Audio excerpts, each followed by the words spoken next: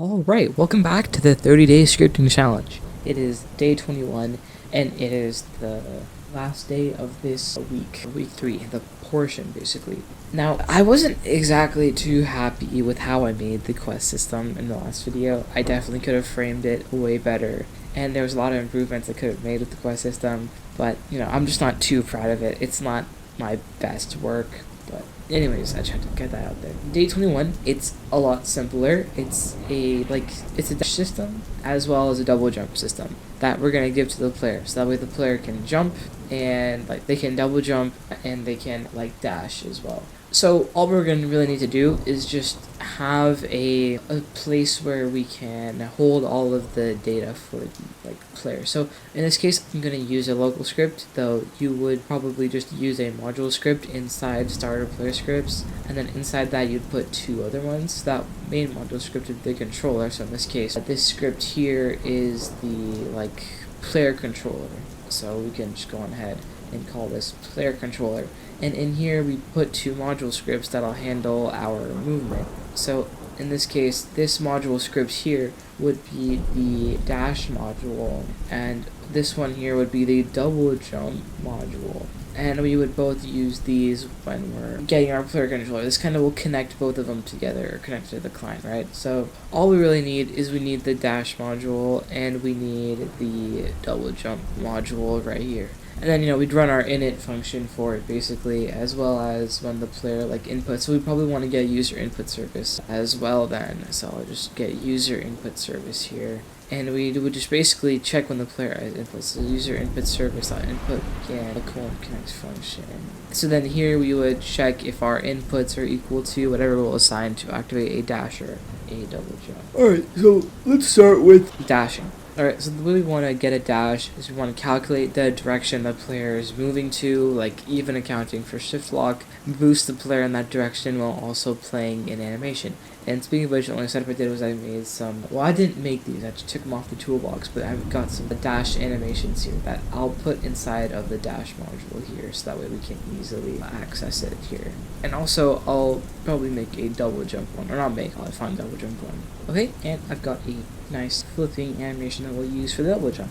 Now, for the dash module, right, we just want to get the direction we want to dash in. So if the player is shift locked, we just want to get the direction they're moving in, so W, A, S, or D, right? You can calculate that by humanoid.move direction, and if they're not shift locked, it'll be the same thing, and if they're not moving, it's just going to be the direction that their humanoid is facing. So anyways, let's go on ahead and get some dependencies here. So we obviously want to get user input service because we need to know, user input service because we need to know the direction that the player is moving, also the keys that they are pressing to get their direction. And we probably also want the camera to figure out where the player is looking as well, because that'll help us with when we're making diagonal movements too. So we'll say local camera will equal to the workspace dot current camera. We can also get some internal state things going on, so the character, so we'll say local character, and then also the humanoid as well, and our animator,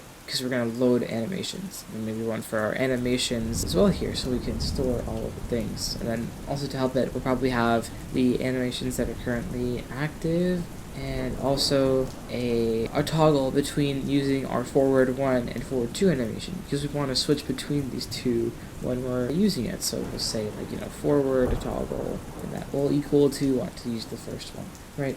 Anyways, we'll probably come back to here and add more as we go through, but the first thing that we want to really make is the initialization function. So we'll just say function to dash module dot initialize. This is pretty simple initialization. And as a matter of fact, we can send over the player's character too, so we can update our own thing here. So as a matter of fact, we'll set that character thing to equal the character, and we can call dash module dot init right here and send in the player's character. So let's do that here. Local character, and also we kind of want to give it some time to init. So actually, I wouldn't really do this. I would just wait for the character to load and then initialize everything. So we're just gonna send in the character here. Hey, my computer just like Signed me out and I was in the middle of something. I don't even know why I did that. But I just added some like things. I didn't even realize like I just started recording after my computer got back on. But I just put in some more variables for controlling like the dash, as well as a utility function to stop previous animation tracks from our initialize. I don't even know if I just did that. So we're gonna make a helper function that is going to like normalize a vector to a horizontal y will equal b0, and this is basically to keep our dash straight and almost in a way on the ground, and it'll return an empty vector if it's 0 and light. So to show you what I mean, right, we're just gonna make a function. It's a helper. We're not gonna have it be used anywhere else, right? And we'll say like horizontal unit, right? Because this is going to return a horizontal thing, or y is equal to 0. And we're probably going to want the a vector to be passed in and call it vector 3, right? So to do this, we're first going to want to make a vector 3 that doesn't have a y. It'll just be like a flat vector. So local v will equal to vector 3 dot new, and then we'll put in the vector dot x 0 and the vector dot z. So it'll be a completely flat vector with only 2 dimensions. And then we're going to grab the magnitude. So the local magnitude will equal to the vector dot magnitude. And now we gotta check if the magnitude is equal to 0, then we want to return a vector 3.0 because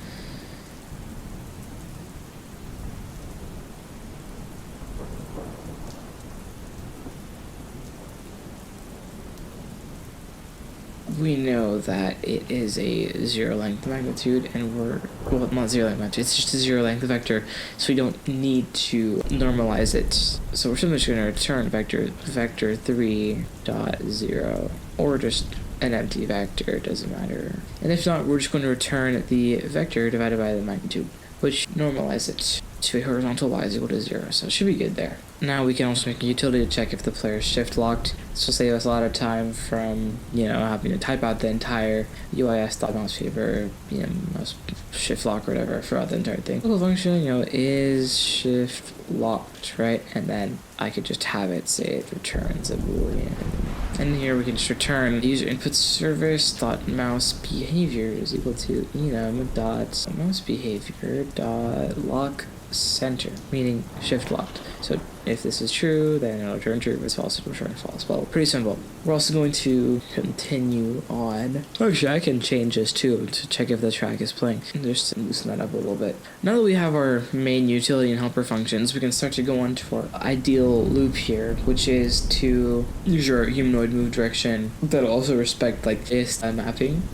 If we're not moving, then we're just going to use where the character's facing, and if we're shift lock, we're going to convert it into a camera relative direction. So let's make that function to get the dash direction. So local function get dash direction here, and this is literally just going to return the direction. So we're first going to prefer humanoid.move direction, which is our main source of movement, or the clear source of movement that we're basing off of. So we'll say local move direction will equal to the humanoid.move direction. So humanoid and humanoid.move direction. And if there isn't a humanoid, we'll just say vector 3.new and give it an empty vector. Now we need to flatten it. So we'll say local move flat will equal to the horizontal unit, and we'll put in our move director. So we'll get that flattened out for our dash, because if it wasn't flattened, they'd just fly into the sky, which we kind of don't want with our dash. So if we're actively pressing movement keys, we're literally just going to use that. So we'll just check if the move flat dot magnitude is greater than 0.01. So if it's the player's actually moving and they're not standing still, because it's really hard to move 0.001 stuff. It's less than that, by the way, without moving. And check if we're shift locked to then change how we're dashing. So if we're shift locked, then our move direction is already camera relative, but we want to be explicit, so we can convert using our camera axis when we're shift locked instead. So what does that look like is if shift locked, then here we're going to convert the character space move, that means the X and the Z axis, to camera space using our camera's axes. So this makes the dash follow the camera when shift lock is active, which is what we want here. So we'll say local camera front, which is where we're facing, is going to equal to, get our horizontal unit, say camera.cframe.look vector. And now we're going to get our right vector as well, so we'll say local camera right will equal to the horizontal unit, and then put in the camera.cframe.right vector. So the front here can be negative, which will mean it's backwards, so that's front and back, and this can be negative, so it'll be left and right. So if you look at it at a cardinal plane, it'll make a lot more sense. And this is all relative to the move direction, humanoid.move direction, by the way. So we'll get our camera vector, so local camera vector will equal to, then we'll do the front camera times the z, our flat movement direction, and we're going to add the same thing with the right direction times the x instead. So mz flat dot x. Here we're going to check if the cam vec dot magnitude is greater than 0, then we're going to return the unit, which is a normalized copy of the vector 3, which is, as it says here, has the same direction as the original, but a magnitude of 1. So it's like a unit of our vector, which hopefully kind of makes sense. But if not, we're simply going to return the flattened vector instead. And if shift locked is not used, we're also just going to return the flattened move direction vector. Now, let's do one for when there is no input at all. We're just going to go to wherever the character is facing. So we'll just get the humanoid root part dot look direction, or look vector actually. So say the local root is equal to the character colon find first child humanoid root part, or character dot primary part. I just will use character dot primary part here. There's two different ways to get that, right? If our root exists, meaning the player is alive, then we'll get the facing direction, so that'll be the horizontal unit of our root dot cframe dot look vector, which is where we're facing, and we're check if the if facing dot magnitude is greater than 0, then we're going to simply just return, not false, return the look direction here. And then one more fallback is just wherever the camera's forward is. So we'll say local cam forward will equal to flattened unit camera.cframe.look vector, and we'll return wherever the camera is facing as like a final fallback, because this shouldn't really fail. And we're just flattening out because we want the character to dash straight line and not up into the sky. Anyways, we're now going to want to play our animations, and we can kind of blend them together to form diagonal animations without needing to create animations for all of the 8 directions that we're using. You can just blend them together. So we're gonna make a function for that. So we'll say local function, play directional animations. We want to pass in the direction we want to move to determine what animation to play. So first we're going to run our helper function, stop previous tracks, so we can load our new one is. And then because sometimes we can return a 0 direction, if we do have a 0 direction, we just want to go forward. And by 0 direction, I mean when our magnitude is equal to 0, which can happen anywhere here. So I'll say local direction is equal to the horizontal unit of our direction, just a flat one. And if the direction dot magnitude is equal to 0, then we're going to give it 1 on the z-axis. So direction will equal to vector 3 dot new 0, 0, and just give it 1 on the z-axis, right? Now, after this, we want to determine what axes we're going to use for blending animations there. So blending the forward animation with the moving to the right animation to get a northeast dash animation. So when we're shift locked, we want to kind of blend it relative to the camera, and when we're not relative, we want to blend it relative to where the character is facing. So we first want to get our forward and the right axes. So we'll say local forward axes, and then comma right axes, just to define our variables here. In this case, like I'm saying, forward axis can be our forward and backward, because the negative of this is our backwards animation, and right axis is our left and right, because the negative of this will be our left animation. We don't need to make a forward, left, right, backwards, right? We don't need that. So we're gonna check if is shift locked, Then we're going to blend relative to the camera. We'll say a forward axis will equal to the horizontal unit of our camera.cframe.look vector, and a right axis will equal to the right vector, so camera.cframe.right vector. Else, if we're not shift locked, we're just going to go off of the character facing. So we'll say local root is equal to character dot primary part, and then forward axis will equal to the horizontal unit of our root dot cframe dot center mass cframe dot look vector, and then our right axis will equal to, just make sure our character is alive, we need to put a root and statement here, root and horizontal unit root dot cframe dot right vector.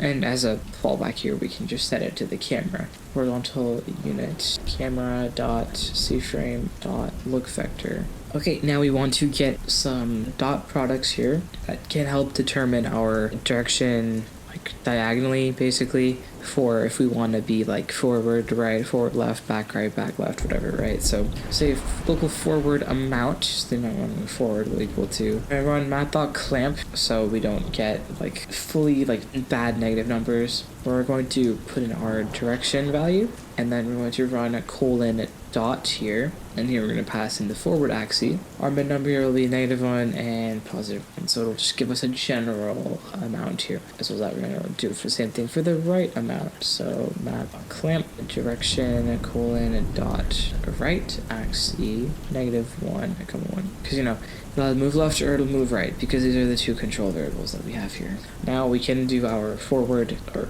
backward movement with, once again, the alternating forward animations, because we have forward and forward too. So I'll say if the absolute value of our forward amount is less than 0.01, that means, that's greater than, that means we're actually moving. Let's grab the name of our animation, and if the forward amount is greater than 0, we're going to run our alternation between forward and forward 1. So track name is going to equal to, I'll say forward toggle will equal to 1, then it'll be forward, or in this case it'll be forward 2 if it's not toggle 1. And I'll say forward toggle, you could use a modulo here, but I'm just gonna do it a little differently. We're gonna say forward toggle will be equal to 1, and that's gonna give it a result of 2 or just 1, right? You could also just put a modulo in here and save a little line of code. Else, we're gonna set the track name to be backward. So if our forward amount is less than 0, that means we're going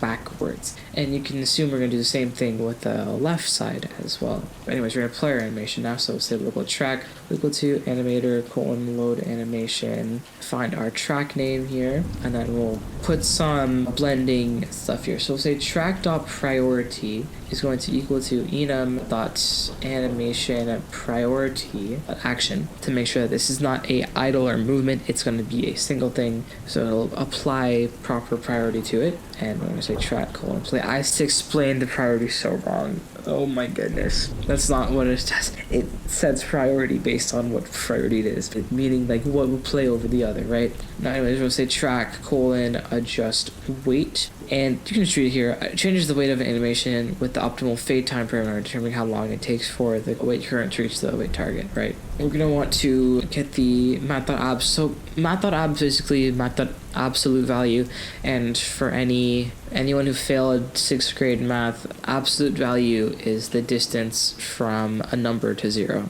Right, so the absolute value of -5 is 5, because -5 is 5 units away from 0 on a number line. I feel like I had to get that out there, right? Get the absolute value of our forward amount. So regardless if it's positive or negative, we just want to get the forward amount value to determine how much weight we want our animation to have when we're playing it. So then I'm going to say active track name is going to equal to our track right here. Now continue on to left or right. It's the exact same here, like literally the exact same, but just a left and right instead. So right amount, if that's greater than 0.01, that means we're moving. We're gonna get the track name, local track name will equal to, and then if the right amount is greater than 0, then it will be right. If not, then it's negative, so it'll be left. Just to explain this even more, if you look at it at a cardinal plane, moving right will make you it'll approach positive infinity. Moving left will approach negative infinity. Moving up will approach positive infinity, and moving down will approach negative infinity. So hopefully that makes sense, right? Now we're gonna grab our track, which will be animator, go on the load animation track, and then head into our animations. Track name, and just same that thing. Track.priority will equal to enum.animation_priority.action. You don't need to run this line, by the way, if you know the animator already set that animation priority for you. In this case, I did not check, so I'm just running this for safety, because you want your priorities to break, because you don't want to have a punch animation have the priority of a movement animation. That's not what we want. So we'll say track : play here, adjust the weight, not speed, adjust the weight of it, and absolute value of the right amount, because this is regardless of the direction right now, and then the active tracks, track name will equal to a track. Now, the next portion here, this is for the physics of our dash, right? Actually performing the dash itself. So I'll just say local function perform dash. Obviously we want the direction to perform the dash in, right?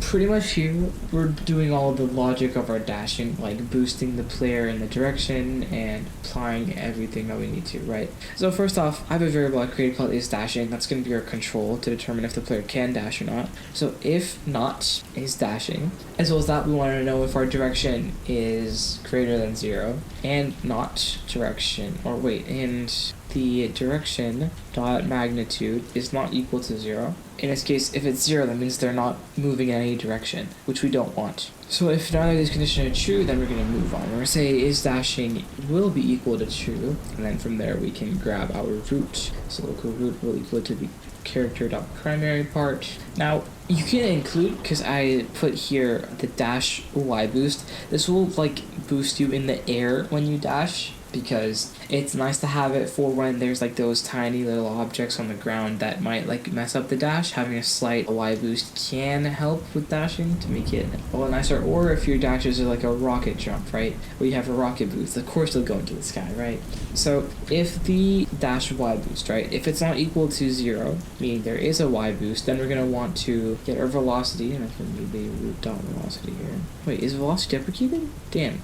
Root dot assembly. Okay, and then we'll say root dot assembly linear velocity will equal to vector3 dot new v dot x, the dash y boost, and the d dot z. So it'll basically fling us in whatever direction we want with the y boost, right? Now, if we're not going to the sky, we're just gonna apply velocity with each like heartbeat of the dash's duration. So actually, in this case, you probably want to do get run service here. So let me go run service in here, because run service is a good way to loop through things. So, I can say, we'll get our end time, so we'll say local end time equal to os.clock, and then look at connection here, so local connection, and then connection will equal to run service dot heartbeat colon connect function if os.clock is greater than or equal to our end time. Then we're going to disconnect the function, because then we know our dash is complete. So that is dashing. What the heck is dashing? Will equal to false, and then we'll return everything here.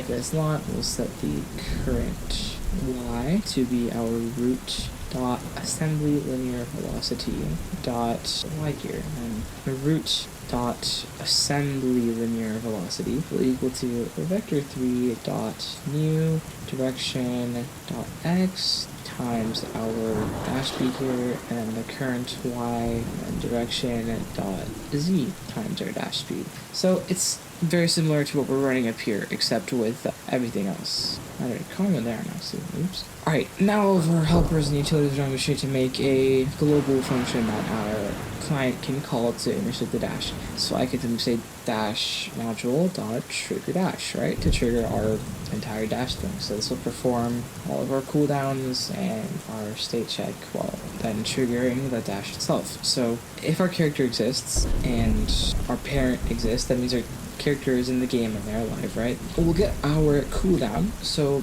if the os.clock minus the last dash time is less than our dash cooldown value here, we'll flip that sign around. If it's greater than our dash cooldown, Then we're going to want to get our direction. So we'll say local dash direction will equal to get dash direction. And then if the dash direction dot magnitude is not equal to 0, meaning we're actually like moving, we'll set the last dash time to be os.clock and play the directional anims while passing the direction we want to dash in, and we want to perform the dash while also passing the direction of our dashing.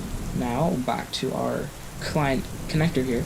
We're literally just going to check if the input dot keycode is equal to enum dot keycode dot q, because it's pretty common for dashing. Then we're going to say dash module dot trigger dash and return there, right? Just put a player out of here too, so player dot just gonna already gets the character for us, so we'll say dash module dot initialize. We don't have an init for the double jump module yet. We'd run that here. So we basically do this when the player responds to give them their new character. So there's like morphs and stuff. Alright, let's go test it out here. So far no errors, that's pretty good. So if I press Q here, it should dash me in the direction I'm facing. Alright, so it's playing the animations, and it's playing the one after the other, but it's not moving me. When I'm moving back, it's playing it to the side. When I'm moving back this way, it's playing forward. Oh, I think I have it flipped. Oh, but it's not boosting my direction. I think it's because of the assembly linear velocity.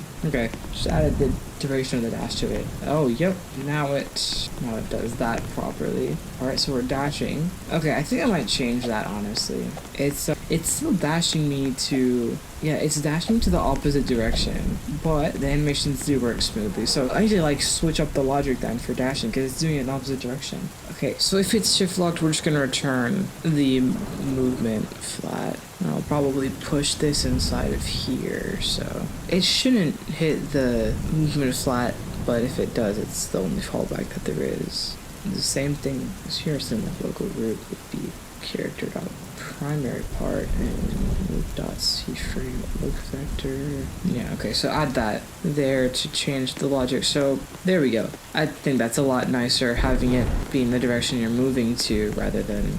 Why is this thing here? What the heck? Okay, so I can dash to the left and I can dash to the right here pretty easily. And if you look at it, there is a small Y boost. It's only 1/10 of a stud, but if you look at it, it does lift you off the ground, and it makes the dash look a little nicer. And dashing forward, dashing backward, forward, forward, forward, forward, forward, backward, backward, and then it also has good diagonal calculation for the backwards animations because it's doing a backflip. I mean, it's kind of weird how it snaps like that, but this system can be dynamically adjusted, so if it's going only like directly backward, it'll do a full backflip. If it's going to the side, then it'll do like maybe like an air step thing or whatever. But hey, I mean, that is a pretty sick dash system. And you can always, like make the dash like shorter or whatever. And if I'm not moving, it'll go wherever the character's facing, not where the camera is. And then if I'm not in shift lock, it's just gonna go to wherever you're facing. So I can actually adjust some of the speed things here. So our dash speed, let's just cut that to like 40, so a third of the speed, right? So there we go, it does that, and then yeah, it looks nice. So I can like dash out of this guy and backflip the katana system from like day 2. Surprising how that works with the dash. Alright, now let's go on ahead and make the double jump system, which will be surprisingly easy. So you're going to be called the double jump module. I don't know why Refactor didn't update you, but that's okay. So same thing, right? I'm just probably going to grab run service again for looping through the actual double jump portion. We're going to do the same thing, but only a Y boost. So instead of the X and Z, so if you look here, right, it's being multiplied by the dash speed here. So if I set dash speed to be 0 and the dash Y boost to be like 40, right? If I were to dash, it would send me in the air. Like every time I dash, it'll always send me in the air instead of forward or backward.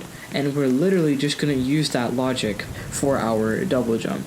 So honestly, just for the fun of it, let's set you to like 4,000. I just want to see how this will look. Oh, how long will it take for me to get back down? Surprisingly, I'm not in the floating point zone, which is crazy. Okay, so I touched the floor and then I flew back into the sky. Alright, and enough of that. So saying we're gonna do the exact same thing as we did here, but it's just gonna send me into the sky. And as a matter of fact, we can just turn all of these into... I'll show you what I mean. Additionally, you can name these instead of doing it all individually, because they're all empty at the start. You can say local player, character, humanoid, animator, and then our double jump anim, which is that. And you can apply your type checking here too, because that's always nice. So once again, we just want to give it some settings that we want to use. So the maximum amount of jumps our player can do. So I'll just call this like max jumps would be 2. So their player can perform a total of 2 jumps, 1 off the ground and then 1 double jump in the air, because it's a good way to control it. Or you could just have a boolean for a double jump. Anyways, we'll say local current jumps will equal to 0. This is how we'll affect our max jumps thing. And then also a like debounce variable. So I'll say like jump debounce will equal to false, so the player can't like spam double jump. And then also local groundage to show that our player is on the ground. This will be our landing state that we're going to track here. Now let's go make our init function. So double jump module, say function double jump module dot init. Did I make this a colon init? It did not. Okay, good. I don't. Glad I did that. So in our init, we just want our player, our character, and the animation, I think. Or actually, I'm just kidding. Mod. These are all like directly under each other anyways, so I don't even want to do that. So here, player will equal to the player. I know actually I need to change you to PLR, so that way it will update properly. The character will, and also you should probably change you to char for short, will equal to the, I'm not putting commas here. And then human will equal to the character dot colon find first child of class humanoid. And then animator will equal to, what's up with you? Animator will equal to humanoid colon find first child of class animator, just like that. Now let's go load the double jump animation, and you can always like swap it for more, like how I did with the dash thing. So we gotta get a local anim will equal to a script dot double jump here, and then we'll say a double jump and will equal to the animator on load animation. Yeah, so it'll be good to go. Now we also want to detect when our player lands to reset all of our jumps, and that's just by checking the humanoid dot state changed, because there's a state called landed. So it's the humanoid dot state changed colon connect function. We don't want the old state, we just want the new state to make sure it's landed. So if new is equal to enum dot humanoid state type landed, then we'll set current jumps will equal to 0, grounded will equal to true, and then our jump t-bounce will equal to false here. Now this will be for when we want to detect our initial jump. That was a really good knuckle crack, if I might pick that up. So we can just like humanoid dot jumping colon connect function, and then our is jumping boolean here will be useful for when up. So if is jumping, then grounded will equal to false. If the current jumps is less than 1, then current jumps will equal to 1. This is how our first jump will increment. Anyways, that's our initialization function. We can now do our perform double jump. So function double jump module 1, we'll say dot try double jump, because it might not always be successful. So if grounded, or actually we want to know if they're not grounded. So if not grounded, then we'll actually combine this into one statement. We need to make sure our current jumps is also less than 1. So and current jumps is, well, if it's greater than 1, or the current jumps is less than or equal to the max jumps, and not, or actually and current jumps. All right, that should be good there, right? We need to prevent, after our if condition, we need to prevent the thing from firing multiple times. So if jump debounce, then we want to return this, because we want this to not fire multiple times. Here we're going to set jump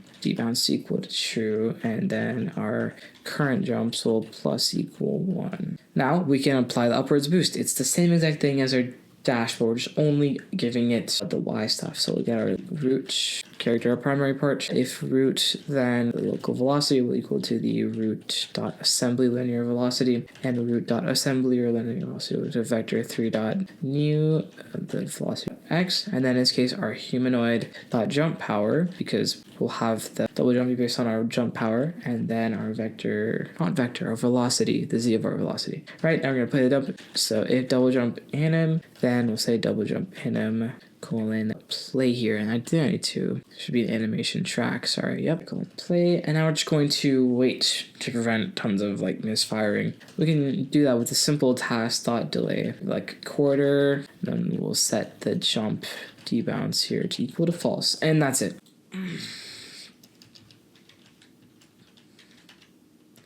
Jump request, we can connect it to the double jump module dot try double jump. That should be good to go here. So let's go test it out. We can jump and there's an error. So let's see what this is about. Line 49 here is equal to the character dot primary part. So attempted to index nil with primary part. So we'll just say character and character are primary part. Okay, so that is indeed not working. Oh, because I'm not even sending the character in, that's why. What am I doing? The player and the character, that's right. I'm a pretty smart person. Okay, it's still not double jumping me here. That doesn't change the logic. And we only want it to jump if we're not grounded, and we've only used our one normal jump, so it'd be like, if not grounded and current jumps equal to 1, so yeah, I think that's the only issue there. Okay, and it's still not double jumping me for some reason. Am I not calling the init? Wait, I just realized I called this initialize and I called this init. What? Dude, like my name scheme is like genuinely so shit. Like literally. Okay, what does try double jump take in again? That's the wrong one. Try double jump takes in nothing, so I shouldn't be passing in anything. And also, when the player resets, they should also have that. There we go. That was a silly mistake. Okay, I still cannot double jump even after running initialize. If input.keycode. Let's try identifying it here. Okay, my dashing isn't working either. What? Did I accidentally like disable this or something? Why are you not? Oh, what am I doing? This should be .init and this should be .init as well. Or actually I can pass in the power vector here because it's already loaded for me. Okay, I think that was the issue. Okay, I can't dash. What? Why did it just break off? What did I change? I'm just gonna change this into. So I just googled it, and you can actually do this as a simpler way to do it. I actually did not know that, surprisingly. Okay, there we go. Now the dash is working again. Oh, and perfect. Double jump works as well, and it looks kind of sick too. Wow,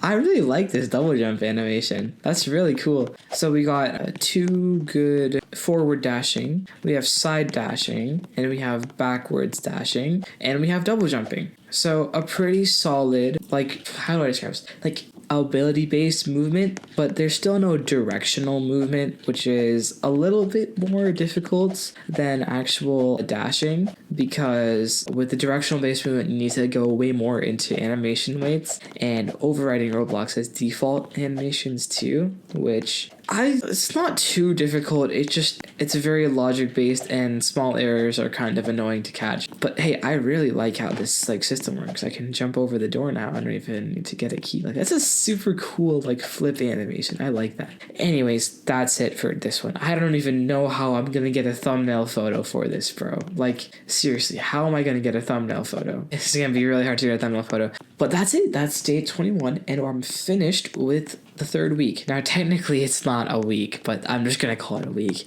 So we can now watch the humanoid state NPC as he miserably repeats this forever loop of going through different animation states forever and ever and ever. Yeah, well, thank you all so much for watching, and please consider hiring me. You know, I am super busy with high school, yet I still have time to code, and even though my code might not be perfect, I can always improve. After all, I'm a Harvard graduate. That joke was not funny, but yeah, like hire me, you know.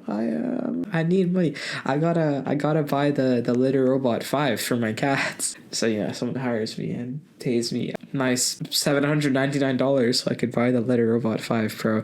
Okay, that's enough yapping for me. I gotta end the video. Goodbye.